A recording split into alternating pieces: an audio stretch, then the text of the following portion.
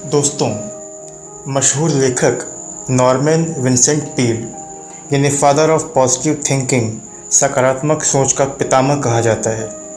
इनकी पावरफुल किताब power of positive thinking यानी सकारात्मक सोच की शक्ति एक आत्म सुधार सेल्फ इम्प्रूवमेंट की एक पावरफुल गाइड है। लेखक यहाँ पर पूरी पुस्तक में बाइबल पर आधारित मूलभूत सिद्धांत आस्था की बात करते हैं। बाइबल जो हमें जीवन में आस्था रखना सिखाती है। आस्था यानी साइंस ऑफ फेथ क्या है, इसे कैसे विकसित किया जाता है, हम अपने जीवन में आस्था का प्रयोग कैसे कर सकते हैं, आस्था का प्रयोग से हम अपने जीवन में मनचाहे सकारात्मक परिणाम कैसे हासिल कर सकते हैं। लेखक यहाँ तक भी कहते हैं कि आस्था की शक्ति से चमत्कार होते हैं। लेखक हमें समझाते हैं कि आस्था पैदा होती है प्रार्थना की शक्ति से।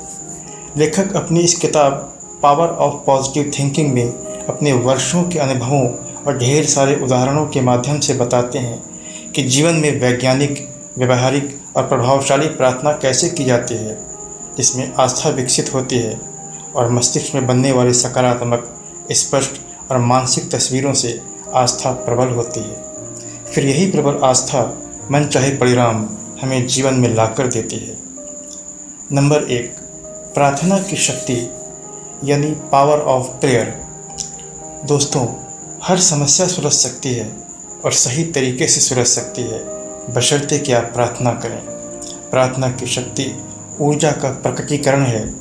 प्रार्थना करते समय आप दुनिया की महानतम शक्ति के सामने खड़े हैं। आपकी जितनी आस्था होगी आपको उतना ही मिलेगा। हमारी पूरी सृष्टि तरंगों में है। केबल के अणुओं में तरंगे हैं, वायु में तरंगे हैं, इंसानों के बीच के व्यवहार में भी तरंगे हैं। प्रार्थना की प्रक्रिया में आप ब्रह्मांड में उन तरंगों को जागृत कर देते हैं, जिससे ईश्वर प्रार्थना में मांगी गई वस्तु को प्रदान कर देता है। मस्तिष्क के भीतर वे सभी संसाधन मौजूद हैं जिनकी सफल जीवन के लिए ज़रूरत है। चेतना में वे विचार मौजूद हैं जिन्हें यदि सही तरह से प्रयोग किया जाए तो किसी भी काम में सफलता हासिल की जा सकती है। यह शक्ति लगातार उपलब्ध रहती है। अगर आप इसके लिए अपने द्वार खोल देते हैं तो यह शक्ति तूफान की तरह अंदर आ जाती है। शक्ति का यह ज़बरदस्त प्रवाह इतना शक्तिशाली होता है कि इसके अंदर आने की प्रक्रिया में डर, नफरत, बीमारी, कमजोरी, नैतिक पराजय आदि सबको बाहर निकाल देता है और फिर आपके जीवन में स्वास्थ्य, सुख और अच्छाई द्वारा ताजगी और शक्ति प्रदान करता है। ईश्वर ने हमारे मस्तिष्कों के भीतर वे सारी शक्तियों और योग्यताएं प्रदान की हैं। हमें सिर्फ इनका दोहन करना है और इन्हें विकसित करना है। ऐसी कोई समस्या, कठिनाई या पराजय नहीं है जिसे आप आस्था, सकारात्मक चिंतन और ईश्वर की प्रार्थना द्वारा न सुलझा पाएँ या जिस पर आप विजय न हासिल कर पाएँ। दोस्तों, अपनी आंखें बंद करके दुनिया से अपना ध्यान हटा लें और ईश्वर की उपस्थिति पर अपना ध्यान केंद्रित करते हुए छोटी छोटी प्रार्थनाएं करें। आप ऐसा हर दिन जितना ज़्यादा करेंगे, आपको ईश्वर की उपस्थिति का एहसास उतना ज़्यादा होगा। नंबर 2, उम्मीद और विश्वास की शक्ति यानी power of hope and belief. इस अध्याय में लेखक ईश्वरीय मार्गदर्शन की बात करते हैं। जब भी आपके ऊपर नकारात्मक विचार हावी होने लगे, आपके सारे प्रयास विफल हो रहे हों, तो आप इन शक्तिशाली शब्दों को अपने मन में बोलना शुरू कर दें। मैं ईश्वर की मदद से सारे काम कर सकता हूँ, क्योंकि वही मुझे शक्ति देते हैं। प्रबल आस्था प्रार्थना से हासिल होती है।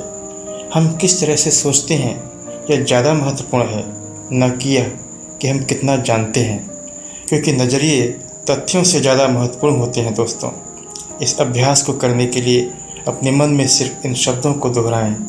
ईश्वर मेरे साथ है, ईश्वर मेरी मदद कर रहा है, ईश्वर मुझे राह दिखा रहा है। इसकी मानसिक तस्वीर बनाएं। अपना मस्तिष्क इसे पूरा करने में लग जाएगा। धीरे धीरे यह सब कुछ हकीकत में बदल जाएगा। उम्मीद करना एक शक्तिशाली तरीका होता है जिससे जो काम असंभव लगता था वह अब संभावना के क्षेत्र में आ जाता है। जब आप सर्वश्रेष्ठ की उम्मीद करते हैं तो आप आकर्षण के नियम के अनुसार सर्वश्रेष्ठ को अपनी ओर आकर्षित करते हैं।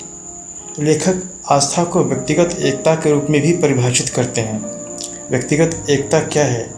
जब आपकी पूरी शक्तियाँ यानी शारीरिक, मानसिक और आध्यात्मिक किसी एक बिंदु पर एकाग्र हो जाती हैं तो इसी को व्यक्तिगत एकता कहते हैं। इसके विरोध में संसार की कोई भी बाधा खड़ी नहीं हो सकती। यदि आप में आस्था है तो आप पहाड़ को भी हिला सकते हैं। सर्वश्रेष्ठ को हासिल करने की इस प्रक्रिया में यह जानना महत्वपूर्ण है कि आप जीवन में कहाँ जाना चाहते हैं। आपका लक्ष्य क्या है? आपकी उम्मीद या आपकी आशा का एक स्पष्ट रूप से परिभाषित लक्ष्य होना चाहिए। अगर आप बिना लक्ष्य के चल रहे हैं तो आप सर्वश्रेष्ठ परिणामों की उम्मीद कैसे कर सकते हैं? मस्तिष्क जो तस्वीर देखता है आप वही बन जाते हैं, बशर्ते कि आप इस मानसिक तस्वीर को प्रबलता से देखें। चाहे आप बुरी से बुरी स्थिति में हों, परंतु सर्वश्रेष्ठ की संभावना हमेशा आपके भीतर छुपी होती है दोस्तों। आपको सिर्फ इसे खोजना है, मुक्त करना है और इसके साथ ऊपर उठना है। सच्चा सिद्धांत यह है कि मस्तिष्क जिस बात की गहराई से उम्मीद करता है वह उसे मिल जाती है। अगर आप पूरे दिल से रचनात्मक हाथ बढ़ाते हैं तो आपका हाथ कभी भी खाली नहीं लौटता। लेखक 7 शब्दों का एक महान नियम बताते हैं और वे शब्द हैं: आस्था की शक्ति से चमत्कार होते हैं। यह शब्द बेहद कीमती हैं, बहुमूल्य हैं। इन्हें अपने चेतन मस्तिष्क में बिठा लीजिए, इन्हें अपने अवचेतन मस्तिष्क में डूब जाने दीजिए। आस्था की शक्ति से चमत्कार होते हैं। ये आपको किसी भी कठिनाई पर विजय दिलाने में आपकी मदद करेंगे। इन्हें बार बार कहिए, तब तक दोहराते रहिए जब तक आपका अवचेतन मस्तिष्क इन्हें स्वीकार न कर ले। आस्था की शक्ति से चमत्कार होते हैं। आप हर बाधा को पार कर सकते हैं। आप आस्था की शक्ति द्वारा बड़ी से बड़ी सफलता हासिल कर सकते हैं। ईश्वर द्वारा खुद को दी हुई शक्तियों में विश्वास करें। नंबर 3, लगातार और सहज ऊर्जा कैसे हासिल करें? दोस्तों, कड़ी मेहनत से इंसान की ऊर्जा बर्बाद नहीं होती, बल्कि भावनात्मक असंतुलन से बर्बाद होती है। प्रसिद्ध वैज्ञानिक थॉमस एडिसन पूरी तरह से प्रकृति और ईश्वर के सामंजस्य में जीते थे। उनमें कोई असंतुलन नहीं था। ब्रह्मांड के साथ उनके अद्भुत सामंजस्यपूर्ण संबंध के कारण प्रकृति ने उनके सामने अपने गोपनीय रहस्य खोल दिए। ईश्वर से प्रार्थना करें, हे ईश्वर, आप सारी ऊर्जा के स्रोत हैं। आप सूर्य की, अणु की, मांस की, रक्तवाहिनी की, मस्तिष्क की ऊर्जा के स्रोत हैं। मैं आपकी असीम ऊर्जा से अपनी ऊर्जा ग्रहण कर रहा हूँ। फिर इस विश्वास के साथ अभ्यास करें कि आप ऊर्जा हासिल कर रहे हैं। अपने काम में पूरी तरह मन लगाएं। अपने कामों में आप जितनी अधिक रुचि लेंगे आपको उतनी ही ज़्यादा ऊर्जा मिलेगी दोस्तों। ईमानदारी से खुद से पूछें कि आप किस तरह की दुर्भावना या विद्वेष या कटुता को पाले हुए हैं, और अगर ऐसा है तो फिर इन्हें बाहर निकाल फेंकें। बिना देर किए हुए उनसे मुक्ति पा जाएं। नफ़रत से आपके सिवा किसी और को नुकसान नहीं होता। इससे उस आदमी को कोई नुकसान नहीं होता दोस्तों, इसके विरोध में आपने इन भावनाओं को पाल रखा है।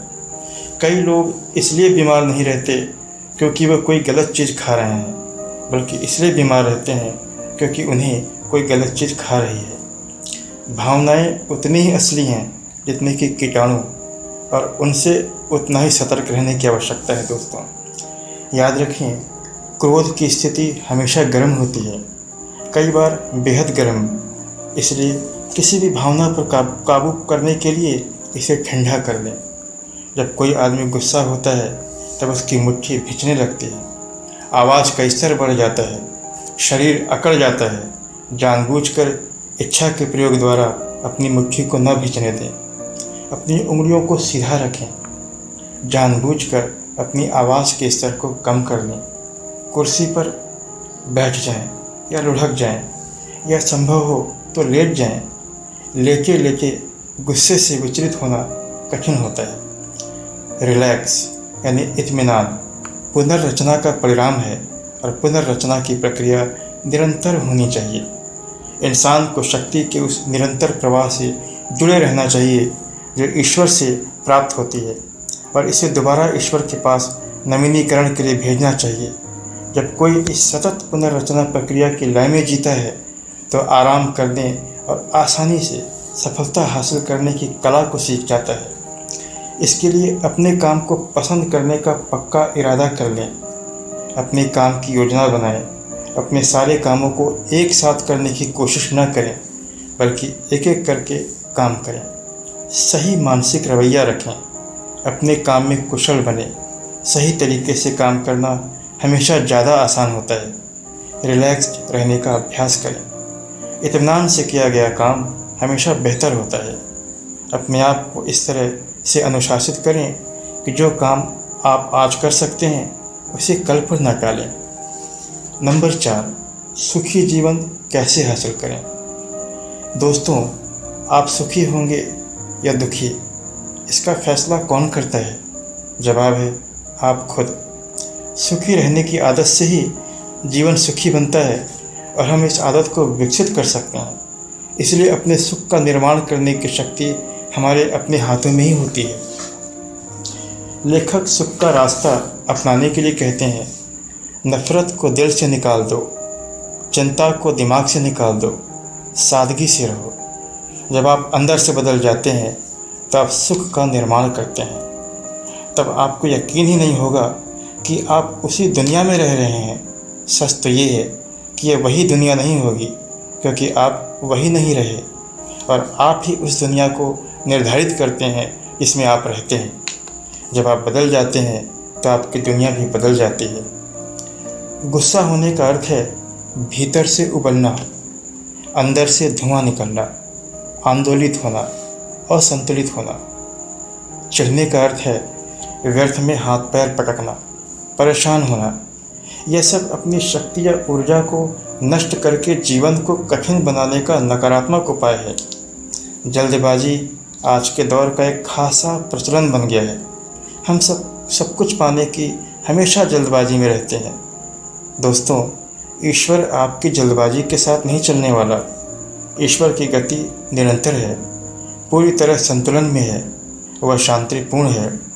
जो भी आप सचमुच चाहते हैं वह आपको वहीं पर मिलेगा जब आप वहां पहुंच जाएंगे। इसलिए सामान्य, सहज और ईश्वर द्वारा आदेशित गति विकसित करने का निश्चित रूप से प्रयास करें। मानसिक शांति का अभ्यास करें और इसे बनाए रखें। न चिढ़ें, न गुस्सा हो, शांतिपूर्ण होने का अभ्यास करें। इसके लिए एक अभ्यास करें जो लेखक यहाँ बताते हैं। सबसे आसान जगह से शुरू करें, यानी अपने शरीर से। स्थिर बैठ जाएं या फिर लेट जाएं। 3-4 गहरी सांसें लें और बाहर निकालें। खुद से धीरे धीरे मन ही मन बोलें, मेरे पंजे शांत हो रहे हैं, मेरी उंगलियां शांत हो रही हैं, मेरे चेहरे की मांसपेशियां शांत हो रही हैं, मेरी गर्दन शांत हो रही है, मेरी पूरी पीठ शांत हो रही है, मेरी पूरी छाती शांत हो रही है, मेरे दोनों हाथ पैर शांत हो रहे हैं, मेरे शरीर का एक एक अंग रोम रोम शांत हो रहा है। मानसिक शांति हासिल करने का यह एक मूलभूत तरीका है अपने मस्तिष्क को खाली करने का अभ्यास करना। किसी चीज़ से परेशान मत होना, किसी चीज़ से मत डरना। हर चीज़ गुजर जाती है सिवाय ईश्वर के, केवल वही काम आता है। मौन वह तत्व है जिसमें महान वस्तुएं अपने आप को आकार देती हैं। मौन में उपचार की, शांति की, स्वास्थ्य प्रदान करने की बहुत शक्ति है। इमर्सन ने कहा था, आदमी वैसा ही होता है जैसा वह दिन रात सोचता रहता है। ब्रह्मांड में कितनी आश्चर्यजनक और ज़बरदस्त ऊर्जा मौजूद है। ऊर्जा की ही शक्ति मानवीय मस्तिष्क में रहती है। औसत आदमी को जितना एहसास है वह उससे अधिक महान उपलब्धि हासिल करने में समर्थ है। अपने मस्तिष्क में गहराई से देखिए, अद्भुत आश्चर्य वहाँ मौजूद हैं। सबसे पहले तो मन को शांत कर लें। विश्वास करें कि ईश्वर आपकी मदद कर रहा है। उपलब्धि की तस्वीर बनाएं। आपकी राह में कितनी भी मुश्किलें हों, नए विचार के प्रवाह से आप हर मुश्किल को दूर कर सकते हैं। जी हाँ, हर मुश्किल को। नंबर 5, इलाज में आस्था की शक्ति। लेखक कहते हैं, चिंता दरअसल है क्या? यह सिर्फ एक हानिकारक और विध्वंसात्मक मानसिक आदत है। आप चिंता की आदत के साथ पैदा नहीं हुए हैं, आपने इसे सीखा है। और चूँकि आप अपनी किसी भी सीखी हुई आदत और नज़रिए को बदल सकते हैं, इसलिए आप चिंता को भी अपने दिमाग से बाहर निकाल सकते हैं। इसके लिए सही समय सिर्फ एक ही है और वह है अभी। इसलिए तत्काल अपनी चिंता की आदत छोड़ना शुरू कर दीजिए। चिंता की वजह से आर्थराइटिस भी हो सकता है। इस बीमारी के कारणों का विश्लेषण करने वाले डॉक्टरों का कहना है कि इस बीमारी में हमेशा निम्न कारण या कम से कम इनमें से कुछ देखने में आते हैं, जैसे आर्थिक नुकसान, कुंठा, तनाव, डर, अकेलापन, दुख, दीर्घकालीन दुर्भावना या चिंता करने की आदत। लेखक ने एक वैज्ञानिक विश्लेषण के आधार पर लगभग 450 लोगों का अध्ययन किया जो 100 साल से ज़्यादा समय तक जीवित रहे। उनके दीर्घायु होने के कुछ कारण इस प्रकार थे। वे व्यस्त रहते थे, वे सभी चीज़ों में संयम से काम लेते थे, वे कम और सादा भोजन करते थे, वे जीवन में बहुत उन्हें मज़ा आता था, वे जल्दी सोते और जल्दी उठते थे, वे चिंता और डर से मुक्त थे, उनके मन में शांति थी और ईश्वर में आस्था थी।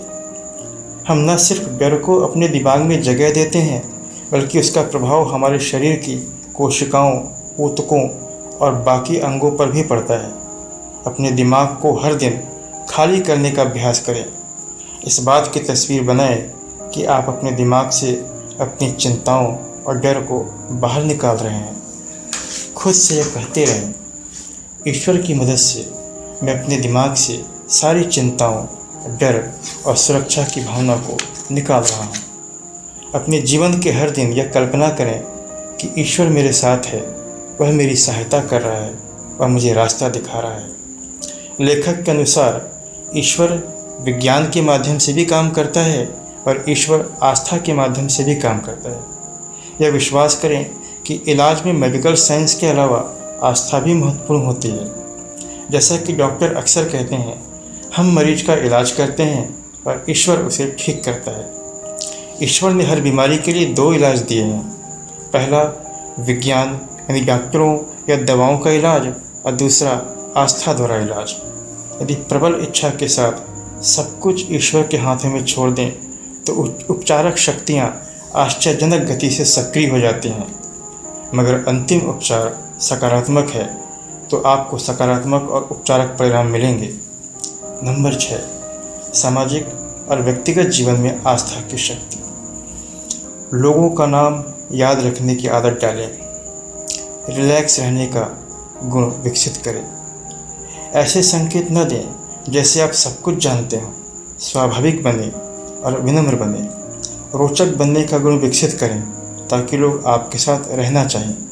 नफरत या शिकायतों को अपने दिल से निकाल दें। किसी की उपलब्धि पर बधाई देने का अवसर न छोड़ें।